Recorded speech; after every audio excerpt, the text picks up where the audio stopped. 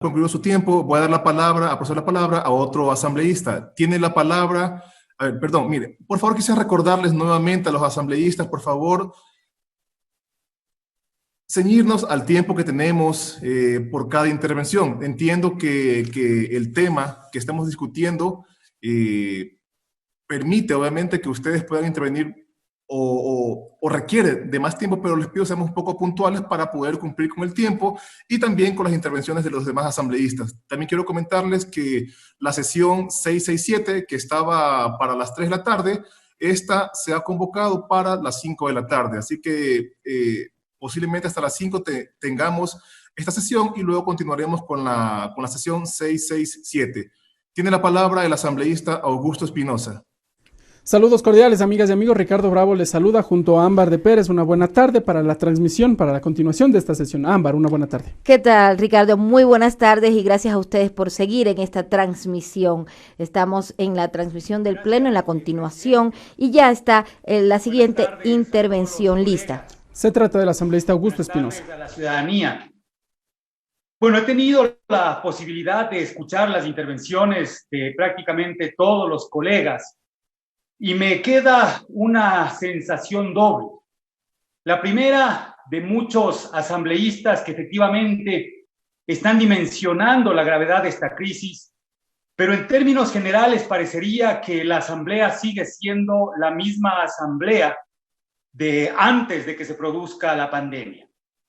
El nivel de confrontación sigue siendo prácticamente el mismo, los discursos son muy similares, las acusaciones van, las acusaciones vienen, y no terminamos de enfocarnos en la real problemática que está viviendo el país. Yo quisiera que todos hagamos conciencia de que esta es una de las crisis más graves que ha tenido el Ecuador en toda su historia. Si vemos a nivel de mortandad, hemos tenido hechos que han marcado el devenir nacional, como el de noviembre de 1922 a propósito del Día de los Trabajadores, en donde hubo alrededor de 1,000 muertes. Hemos tenido eventos bélicos como el del 41, en donde también se produjeron alrededor de 1,000 bajas. El terremoto de 2016 implicó la muerte de alrededor de 600 ecuatorianos.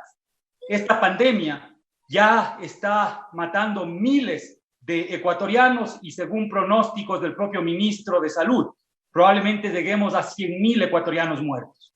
Esto es dramático, colegas asambleístas. A nivel económico, los efectos van a ser absolutamente graves. A finales del siglo XX, 1999, el decrecimiento fue del 4.4%. Se pronostica que esta pandemia provocará un decrecimiento económico superior al 5%. Algunos ya establecen ese decrecimiento en el 10%. En el 99, la válvula de escape fue la migración. El Ecuador expulsó a los compatriotas, a cerca de 1 millón de compatriotas, para que busquen cómo procurarse el pan de cada día fuera del país. Hoy ni siquiera existe esa válvula de escape. Esta crisis está generando una brecha fiscal, como ya se dijo aquí, de alrededor de 15,000 millones de dólares. 15,000 millones de dólares. Y evidentemente esta ley no es que va a resolver toda la problemática. Esta ley, sin embargo, podría ser una parte importante de las soluciones.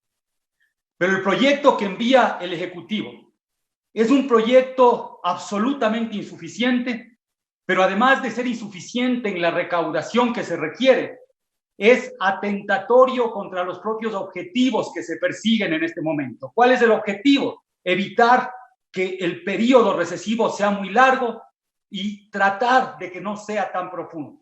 Si es que nosotros cargamos el peso de la emergencia en clases medias, sectores populares, lo que tendremos es un reforzamiento del ciclo económico. Y esta ley, al parecer, es una ley que envía el Ejecutivo cautivo de los grupos económicos. Es una ley que evita tocar al máximo esos intereses y esos privilegios de siempre. Y cuando envía la ley a la Asamblea, la envía desafiando a los asambleístas a que hagamos algo mejor y poco les faltó decir, a ver si es que puede.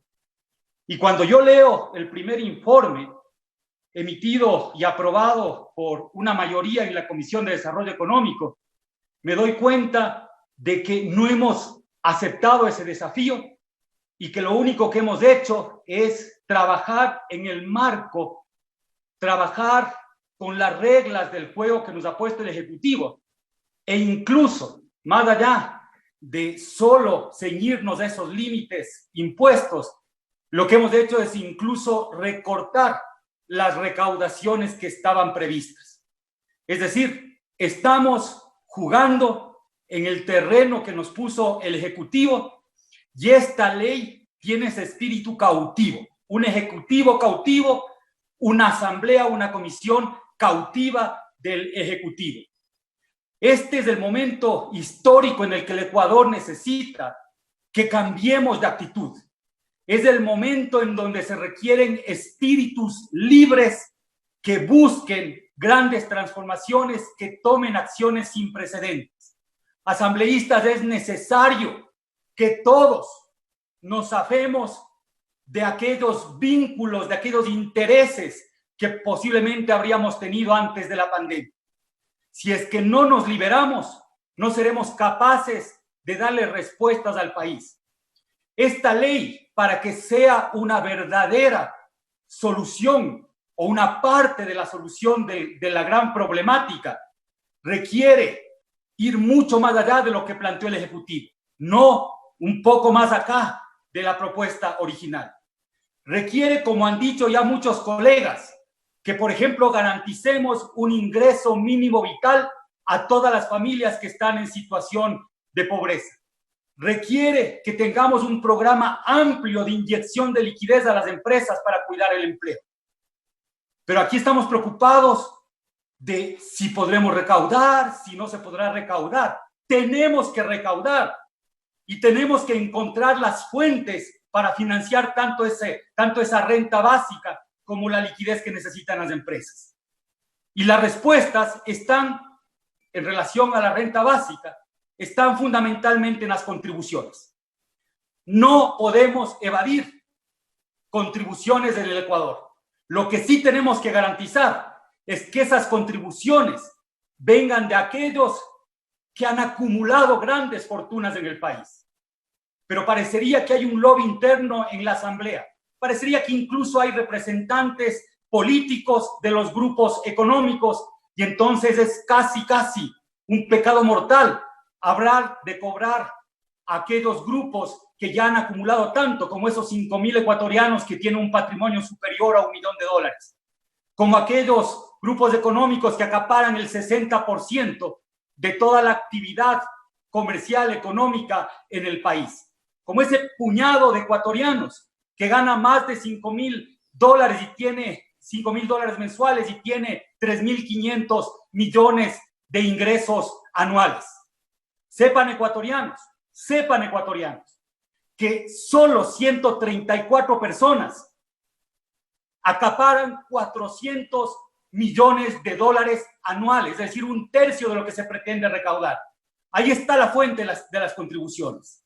Y para dotar de liquidez a las empresas, para que haya suficiente liquidez, se necesitan líneas de alrededor de $1.500 millones. La banca tiene operaciones anuales de cerca de $30.000 millones. Es decir, que para dotarle de liquidez hay que regular al sistema financiero. Pero esas son las cosas que no nos atrevemos a hacer ni a decir aquí en esta asamblea. Y nos limitamos a ver cómo movemos la tabla, si son los de 750 hasta los de 1.000. No, señores. Clase media, sectores populares no deben contribuir con un solo centavo, porque ellos tienen que vivir con el sueldo que mensualmente les llega. Quienes tienen que contribuir son aquellos que tienen acumulada la fortuna, grandes fortunas. Y que no se nos venga a decir acá que no queremos que se cree riqueza. Claro que queremos que se cree riqueza, pero no riqueza como consecuencia de la explotación.